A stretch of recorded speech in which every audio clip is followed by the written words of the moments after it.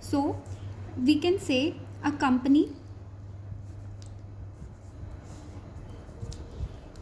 when comes in, ਇੱਥੇ ਇੱਕ company ਹੈ, then underwriter, ਜਦੋਂ ਕੰਪਨੀ ਅੰਡਰਰਾਈਟਰ ਨਾਲ ਕੰਟਰੈਕਟ ਕਰ ਲੈਂਦੀ ਹੈ that is known as underwriting contract.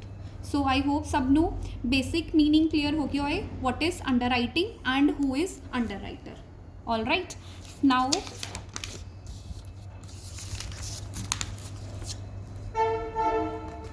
we will discuss types of underwriting.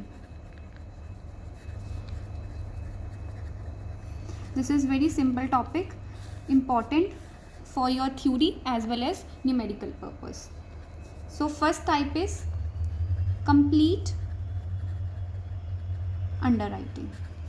complete underwriting, ठीक है, ये सिंपल है, नेम तो ही क्लियर हो रहा है. कंप्लीट अंडरराइटिंग मतलब जो सारे दे सारे शेयर्स या डिबेंचर्स, सारे दे सारे issue of shares of debentures underwrite हो जाते हैं, that is known as complete underwriting.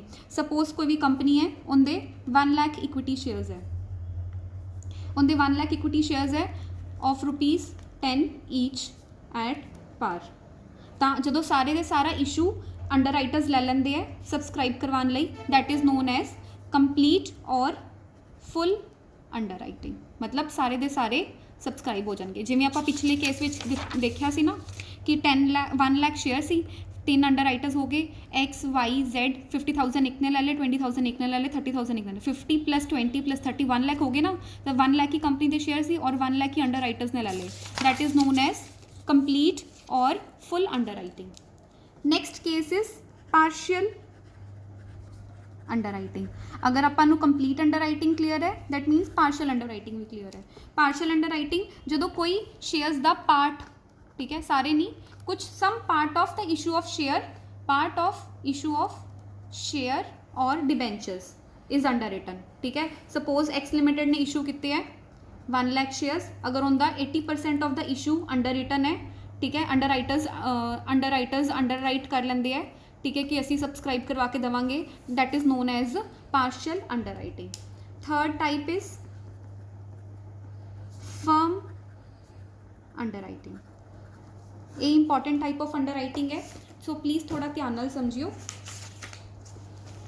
Firm underwriting. Firm underwriting means when an underwriter agrees to buy a definite number of shares or debentures in addition to shares or debentures he has to take under the underwriting agreement. Suppose एक underwriting agreement है,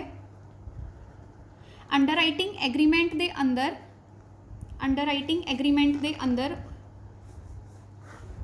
underwriting agreement है. Underwriting agreement के under underwriter ने लिखा सी या क्या सी कि मैं इन्ने शेयर्स लूँगा. सपोज 80,000 शेयर्स अंडरराइटर ने क्या अंडरराइटिंग एग्रीमेंट के अंडर लूँगा. प्लस अंडरराइटिंग एग्रीमेंट तो इलावा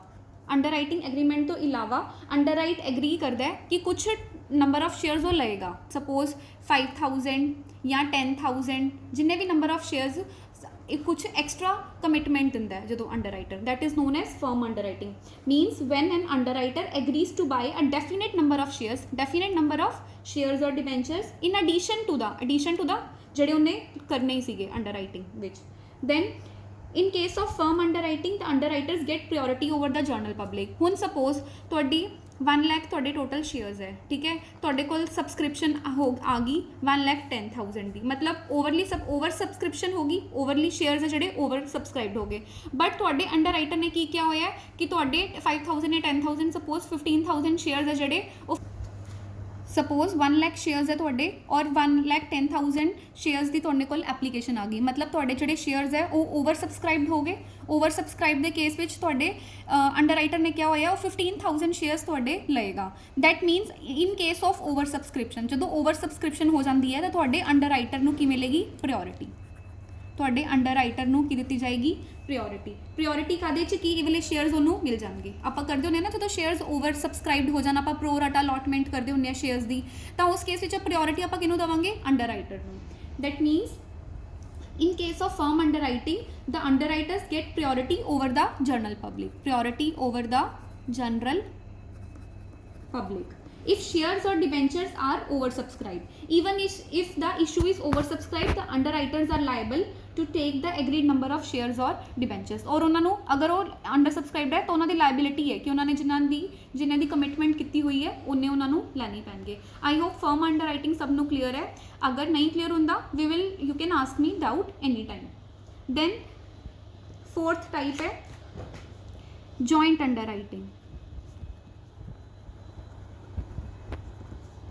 जॉइंट अंडरराइटिंग ਵਿੱਚ ਇਹੀ ਹੈ ਕਿ ਅੰਡਰਰਾਈਟਰ ਇੱਕ ਨਹੀਂ ਹੁੰਦਾ, ਅੰਡਰਰਾਈਟਰ 1 2 ਜਾਂ 3, ਠੀਕ ਹੈ. ਜਿਵੇਂ ਆਪਾਂ X Y ਔਰ Z ਕੀਤਾ ਸੀ, 2 ਜਾਂ 3 ਅੰਡਰਰਾਈਟਰਸ ਮਿਲ ਕੇ ਜੁਆਇੰਟਲੀ ਅੰਡਰਰਾਈਟ ਕਰ ਦਿੰਦੇ ਸ਼ੇਅਰਸ ਨੂੰ. ਸਪੋਜ਼ ਆਪਣੇ 1 ਲੱਖ ਸ਼ੇਅਰਸ ਹੈ ਔਰ X ਕਹਿ ਦਿੰਦਾ ਮੈਂ 50,000 ਕਰਵਾ ਦੂੰਗਾ, Y ਕਹਿੰਦਾ ਮੈਂ 20,000 ਕਰਵਾ ਦੂੰਗਾ ਔਰ Z ਕਹਿੰਦਾ ਮੈਂ 30,000. ਜਦੋਂ ਉਹ ਮਿਲ ਕੇ ਕਰਵਾ ਰਹੇ ਆਪਣੀ शेयर्स ਨੂੰ ਸਬਸਕ੍ਰਾਈਬ ਕਰਵਾ ਰਿਹਾ, that is in the ratio of 5 ratio की बन गई 5:2:1. तो इस रेशो ਵਿੱਚ ਕਰਵਾ ਰਿਹਾ, ਮਿਲ ਕੇ ਕਰਵਾ ਰਿਹਾ, that is known as joint underwriting. Then fifth is sub under writing.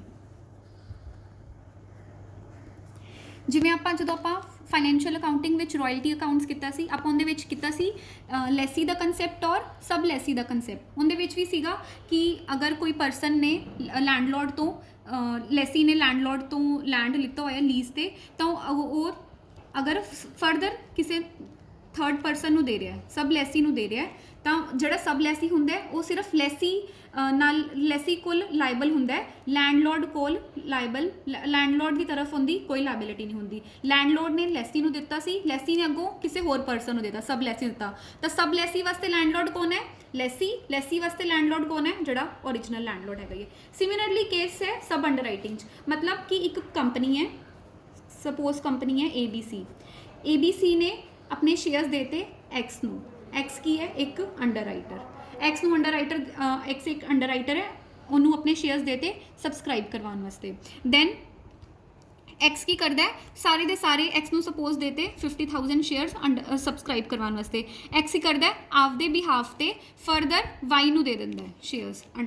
Y ਨੂੰ 20,000 ਜਾਂ ਸਪੋਜ਼ 30,000 ਜਿੰਨੇ ਵੀ ਸ਼ੇਅਰਸ ਹੈ Y ਨੂੰ ਸਬਸਕ੍ਰਾਈਬ ਕਰਵਾਉਣ ਵਾਸਤੇ ਦੇ ਦਿੰਦਾ ਹੈ, ਤਾਂ ਉਹ ਕੀ ਹੋ ਜਾਏਗਾ? ਸਬ ਅੰਡਰਰਾਈਟਰ.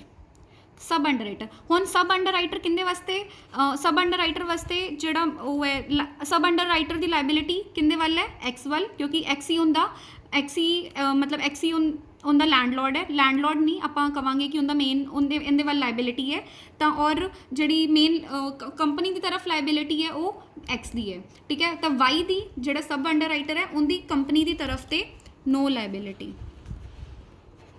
ਕਿਉਂਕਿ ਉਹ X ਨੇ ਆਪਦੇ ਬਿਹਾਫ ਤੇ ਉਹਨੂੰ ਇੰਗੇਜ ਕੀਤਾ ਸੀ.